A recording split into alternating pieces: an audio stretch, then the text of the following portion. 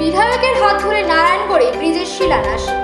নারায়ণগড় পঞ্চায়েত সমিতির রূপায়ণে নারায়ণগড় বিধানসভার চাউলকুন্ডি গ্রামে কেলেঘাই নদীর উপর ব্রিজের শিলান্যাস করলেন বিধায়ক সূর্যকান্ত অট্ট। চাউলকুন্ডি গ্রামের মানুষের দীর্ঘদিনের দাবি ছিল এই ব্রিজের, আজ তার শিলান্যাস হওয়ায় খুশি এলাকার মানুষজন।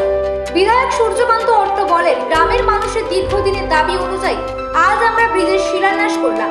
ব্রিজটি তৈরি হলে উপকৃত হবে কয়েক হাজার মানুষ। যেখানে একটা ব্রিজ হয় 2021 সালে বিধানসভা নির্বাচনে আমি প্রচারে এসেছিলাম, ডোর টু ডোর। আমার নেতৃত্বরা যারা আছেন, যারা সঞ্চালক তুহিন, সভাপতি, এরা আমাকে এই গ্রামের মানুষের কিছু অভিযোগ ছিল, তারা দাবি করেছিল যে আপনি বিধায়ক হিসেবে ভোটে দাঁড়িয়েছেন, আপনাকে মানুষের অভিযোগগুলো শুনতে হবে। আমি সেই অভিযোগগুলো শোনার জন্য আমি হাজির হচ্ছি।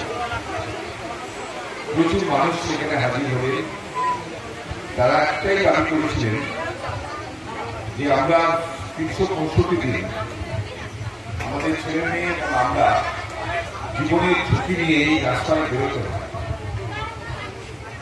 ব্রিজ ভেঙে পড়ে, প্রতি বছর বন্যার সময় ব্রিজ ভেঙে পড়ে, বন্যার পরে আবার গ্রাম পঞ্চায়েত রিপেয়ার করে। যে কোনো সময়ে একটা বিপদ আমাদের ছেলে মেয়েদের ঘটবে। আন্তরিকভাবে বিষয়টা গ্রহণ করেছিলাম। 2021-এ আমি বিধানসভা জেতার পরে আমি অনেকবার চেষ্টা করেছি যত দ্রুত তাড়াতাড়ি করা যায়, কিন্তু বৃষ্টি চলে আসে এবং নানান সমস্যা থাকার জন্য একটু বিলম্ব হয়েছে। বিলম্ব হলেও আমি কথা রাখতে পেরেছি।